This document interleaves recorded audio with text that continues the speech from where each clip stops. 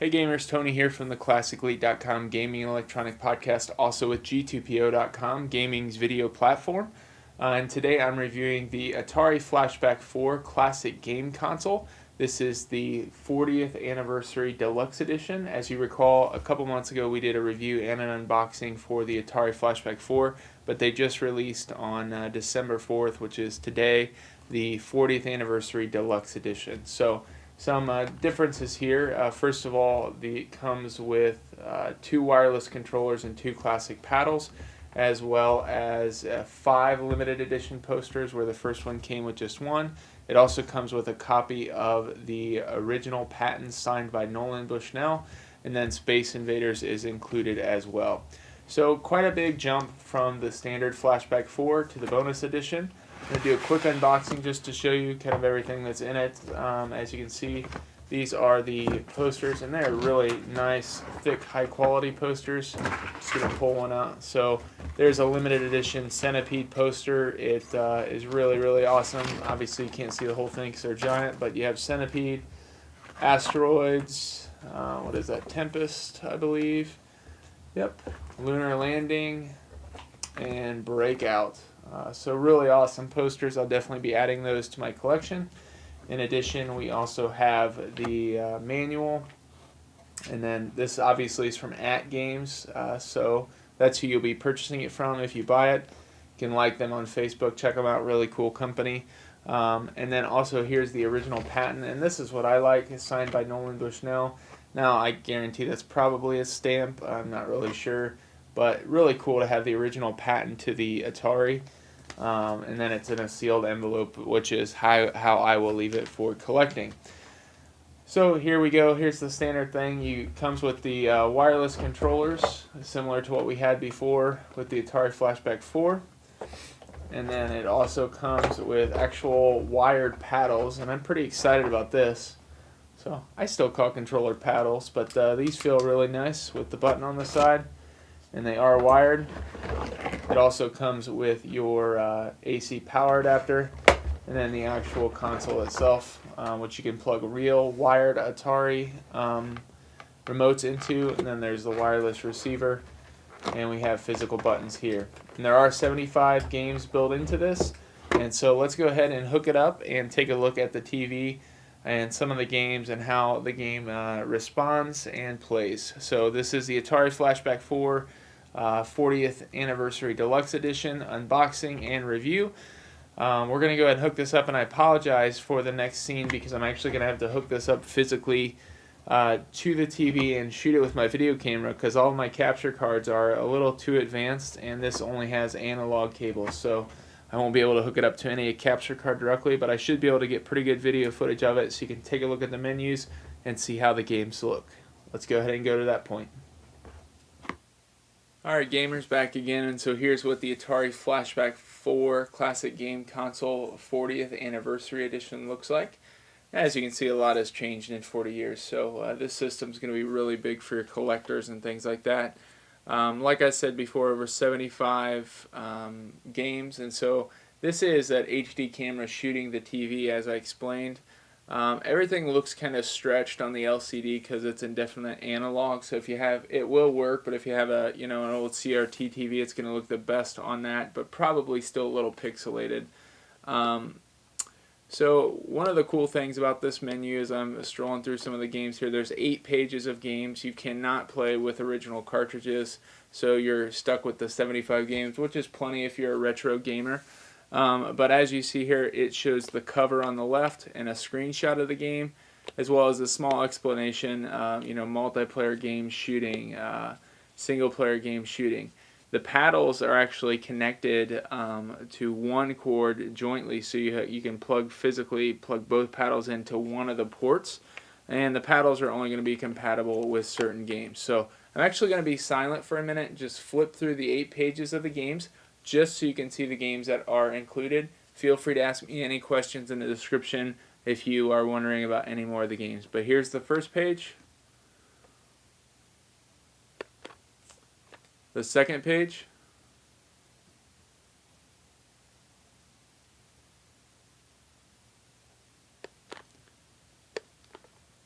Whoops. it reset on me. Sorry about that. I accidentally hit the wrong button. So yeah, second page is right here. Third page.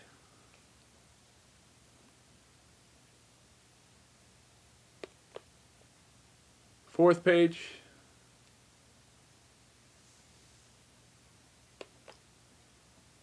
Fifth page.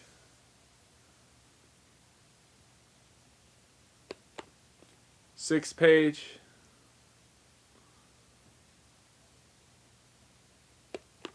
Seventh page.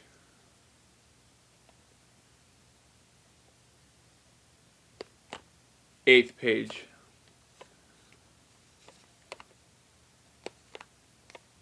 And so basically those are all the games. I'm actually going to show you what the gameplay looks like on one of them. I'll play some Space Invaders. Now the controller is actually, so there you can see Tatio Corporation, 1978. The controller is actually fairly responsive for being wireless. I think probably about as responsive as you're going to get,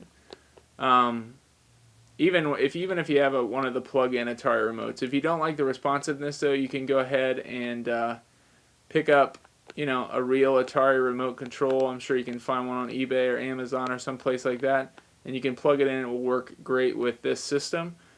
But I am actually pretty happy. I grew up playing Atari, so I'm pretty happy playing with this remote. It feels really good, and the wireless responds well.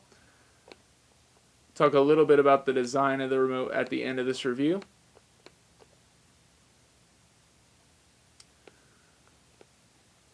Also, the paddles work very well. I did play Pong with the paddles, and it's kind of fun. I played a little bit with my family, and I'll do that especially in the future as well, doing some two-player Pong. But there you can see some Space Invaders, so it plays well, it responds well. See, I'll show you some Asteroids as well. This game is freaking hard, I'm telling you. Let's see. And this is like old school. This is a port of the arcade, so I mean, we're talking old school arcade action here.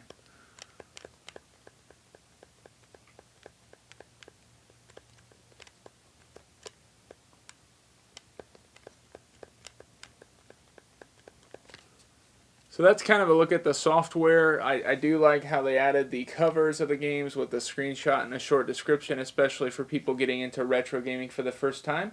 I'm going to actually close out this review by taking a look at the console again and the controllers and talking about some design issues.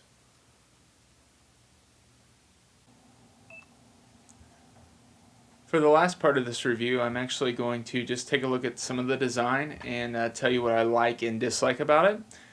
First, starting with the actual console itself, it's very lightweight plastic, and so you're going to want to take care of it, which I'm fine with it being lightweight plastic. I mean, it's a subpar $50 or less device, most likely, from what I've seen in the stores, and so that's, you kind of get that kind of thing, but that doesn't mean it's a bad device. I mean, I've reviewed a lot of budget devices, and it is an Atari Flashback. It is a great thing for a collector. It's the latest version, and then also comes with a lot of really cool collectibles. I mean, the posters themselves, I think, are worth, the purchase of admission, including the patent as well. But you're actually paying for the system, and so design issues I like. I like the big buttons here. They all press in and depress just fine.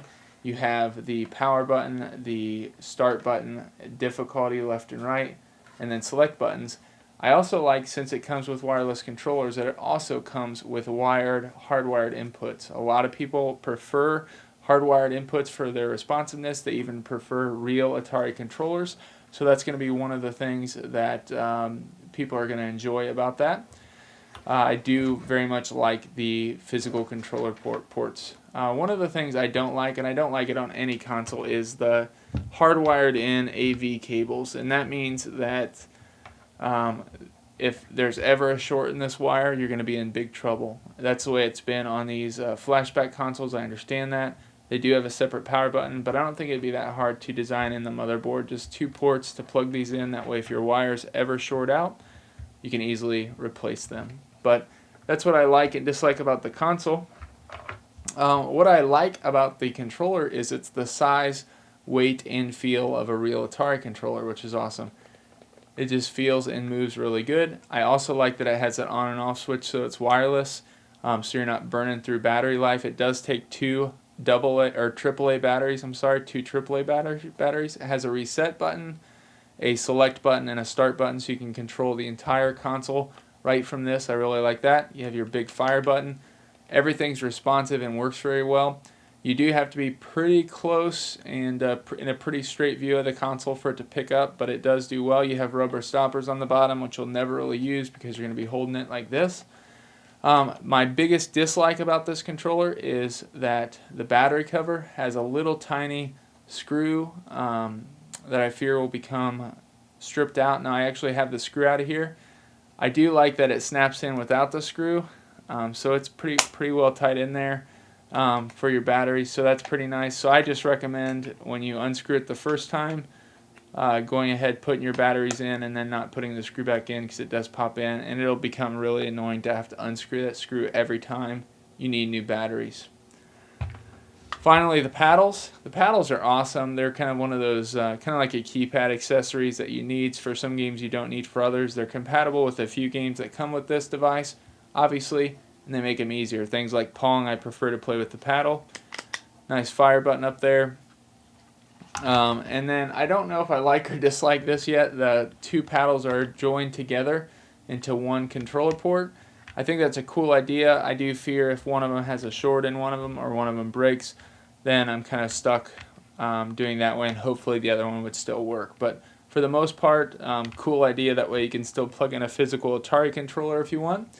And so overall, I recommend this for collectors. I think it's cool to have, especially with the bonus posters and the patent. And it's the best version of the Atari Flashback to date to buy, especially it's the 40th anniversary edition. So go ahead and pick it up if you haven't picked up one of these yet. If you picked up an Atari Flashback 4, I don't think this one is probably worth or necessary to pick up just for the bonus paddles. But it is a cool concept, so I'll let you make that decision. But overall, I do recommend this, especially for collectors. Not a must-have, but really cool device. Check it out at atgames.net, and you can also buy at many different retail stores and on the web as well. This has been Tony from ClassicElite.com Gaming and Electronic Podcast, also from G2PO.com. Make sure you like and favorite this video and give us a subscribe as well. Have a great day.